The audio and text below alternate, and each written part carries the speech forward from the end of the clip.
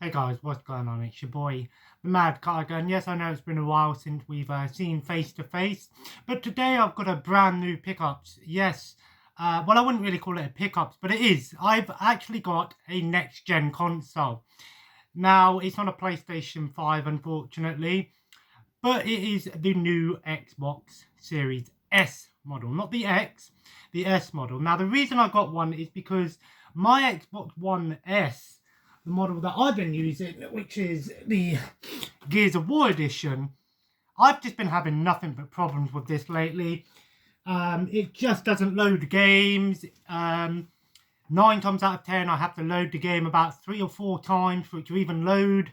You might think maybe it's your internet, but I've had a brand new internet updated, and I have no issues with a PlayStation 4 or watching my TV shows or using Netflix or anything like that. So I put it down to the fact that it was the Xbox. Now, I was going to get the Xbox One X, but looking around, I couldn't find any for a decent price. They were all over £300. And, for a console that's the older generation, I don't want to be paying that much. But the next best thing, I had a look on Argos to have a look for them, and they had an Xbox Series S model for £249.99, which is retail price. So I managed to get this for retail price. No, nothing extra, just the base console with the controller. But I also paid for the Seagate hard drive expansion card, the 1 TB, because this is only a 512 GB model. Now, I want to start off by saying that even though, yes, this technically is the not as powerful model as the X model, which is obviously double the price at nearly £500, this this is perfect for me because I don't buy physical games for Xbox One anymore.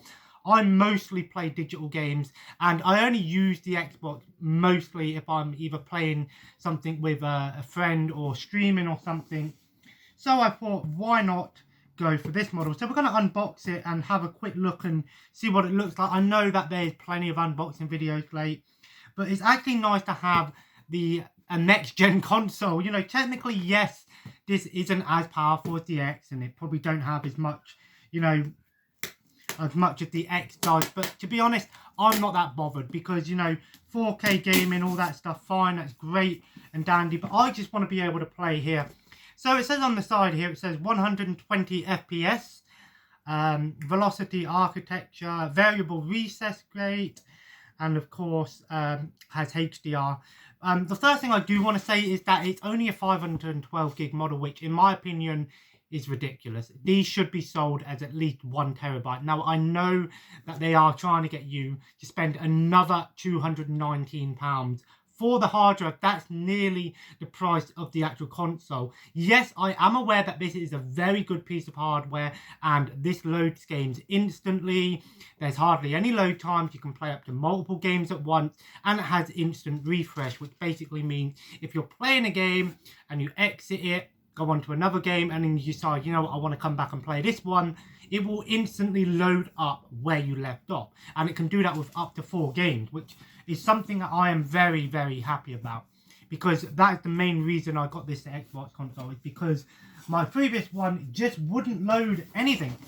And when you're trying to play a game and you're waiting 5 or 6 times to load up a game, it's ridiculous. Now, I know that this doesn't have some of the features that the X model has, and I am aware, but to be honest, I'm not that bothered, to be honest. I'm not one of these people that needs to have, true 4K gaming and stuff. To be honest, the Xbox One games still look good, the PS4 still looks good, and stuff like that. I'm trying to open this up without breaking the box too much, just in case there is a fault. The only thing I am worried about is actually signing into my Microsoft account, because when I tried to sign into my Microsoft account on PC for Game Pass on my PC, it was asking for a PIN code, and I had no clue how to get that. So that's something, that is the only worry that I have with this. but hopefully that shouldn't be the case. I'm, you know, touch wood, that isn't the case, and it is a simple just log in and continue where I left off. I'm also a bit worried that I'm not going to have Overwatch because I game shared my friend for that one, and this is a digital model, but I do have a physical version of the game. But I can probably get that for cheap. And we're going to take a little bit of an unboxing here and see what we have. So first up, of course, we have the HDMI cable. Of course, that's great. The power cable, and I do want to start by saying I'm glad that this is just your standard power cable. I do see a voucher in here as well, possibly for Game Pass. Now let's take a look at the official controller. I do have a wired controller that is based on the same design, but this is the Xbox One controller. And I've got to say that just by feeling it, it has a nice matte finish to it on the back. That definitely feels great because especially when you're playing games and your hands start to sweat a little bit. I've got to say that this feels comfortable. The D-pad feels great. Yep, everything feels great here. It feels really nice in your hand. Get a little bit of a closer look. Now you probably won't be able to tell, but there is sort of a matte finish here. Definitely. The only problem is, again, I've been using my Kinect for a headset, so I'm going to have to go out and buy a headset as well. And it's great because it also comes with batteries, which, again, every fucking console that requires batteries should come with batteries. And let's have a quick look. Here we have a start guide here, which basically tells me what to do. Now, it does have a USB port, so I might be able to set my Kinect up to it. I'm not entirely sure on that one. I'm going to look it up. I think you should technically be able to set your Kinect up to it because I have the adapter cable, but I'll look that one up. And it also comes with a warranty guide or something. And now we have the actual console, and I've got to start by saying that this thing is tiny. And it doesn't matter if I have it on the side or something because it's digital only, so I don't need to worry about trying to access any things. So, there we have it. Got to say that this is very sleek. Yes, it kind of looks like a speaker. And I want to say that there is a bit of weight to this. It's not heavy, but it's not light. You could definitely hold it with one hand and not feel, but you do feel a bit of pressure to it. Of course, it has the Seagate expansion slot, which I will put in after I've installed everything, because I don't know if you put it in straight away. I'll read into it. And 2 USB slots, an Ethernet cable, HDMI out, and a power slot. And yes, as you can see, it's got 2 fans on the side, 1 on the top, and of course, there's only the 1 USB slot on the front. Of course, that's for a wired controller. And the sync button, which is actually nicely there. I'm going to open the Seagate expansion card now and have a quick look and see what this says to do. Whether it says to put it in straight away or do it once you've set everything up. I don't want to put it in before I do the initial startup, just in case. For a minute there, I was wondering where the hell it was. And there we have the Seagate hard drive. As you can see, it's very small. I think all you do is you plug this in to the back here, like so. Just like that. I'm not going to put it in yet. I'll put it in after I've set everything up. It's mad that this is nearly the actual price of the console. That's crazy. I think that every console nowadays should be at least 1 terabyte. And the fact that Call of Duty Black Ops Cold War or Warzone is actually nearly that amount of, you know, that game is fucking like nearly like 400 gigabyte in general anyway. That's crazy. Let's have a quick look at the warranty there, and go language, limited warranty card, and I think this tells you me what to do. Well, it doesn't really say whether to put it in or not. It just says slot it in. I'll put it in after I've set it up. But yeah, that's pretty much it. Like I said, the main reason I got this is because, again, the Xbox was just really aggravating me. What did I do with those batteries? Don't say I've lost them. I swear, damn, I better not have lost those batteries.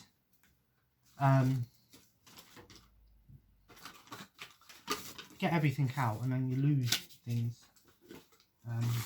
I'll have a look at this set.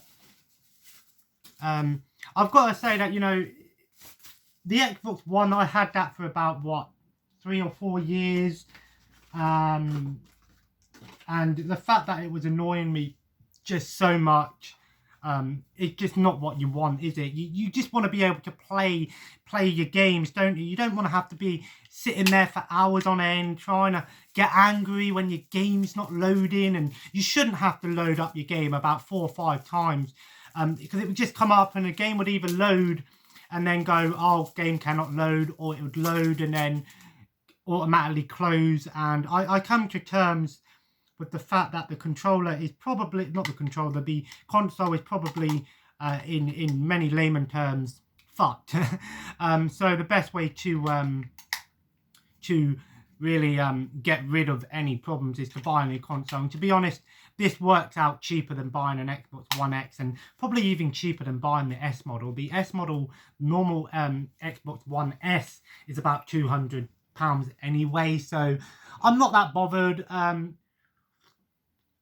This is the last big thing that I'm going to buy. I'm going to be careful now. I don't want to be spending more money. This is my final treat to myself. Again, eliminating any problems that I had. I just want to make sure where I can put this without it being knocked off. I can put it there. If I move my PlayStation out a little bit. Oh no, I can't because it's plugged in. I can put it on its side like that, and then, yeah, there we go. Because it's all digital, yeah, I don't have to worry about discs or anything. And yes, I am a physical collector, but I don't collect physical games for Xbox One anymore, so it's not a problem for me that it's all digital. I'm just really, really hoping that once I set it up, it just lets me sign into my account. And it doesn't fuck around. I really, really am hoping. But anyway, guys, I hope you enjoyed this little video. I've got to say that I really do like the feel of this controller. It feels really nice. That's one thing I will say about Microsoft. Their Xbox controllers are built to last, especially these wired ones. They feel heavy. And it's nice that I have an actual official one now rather than an unofficial one that will probably break after a couple of months. All I need now is to get a headset. I think there is one downstairs, but I can have a look online and see if I can use the Kinect. But I will see. Anyway, guys, I hope you enjoyed the video. If you have an Xbox Series S, let me know in the comments below. If you are looking for one, I got this from Argos for $249.99. Have a look and have a see if they have some in stock. Which is, you know, like I said, you've got to take what you can get these days. I am looking forward to trying this out later. I'm going to set it all up now, possibly try something out, install some stuff, and just see how things run, do the pre-MAT tests, and of course, tonight we should be doing some Overwatch streaming tonight, so it'll be a great way to test out, because that game has just had a Xbox Series S/X update. So it'll be a great game to see just how decent it looks on the 4K TV. Anyway, guys, as always, subscribe if you haven't already and join the family. It's nice to see face to face again. I will be doing some more collection videos throughout the week, of course. I have a few more consoles to go through. And as always, guys, follow me on Twitter, Instagram, and Twitch at The Mad Kiger. There will be my first Xbox Series S stream tonight. And as always, guys, have a nice day, and I will see you in the next video. Take care, and bye-bye.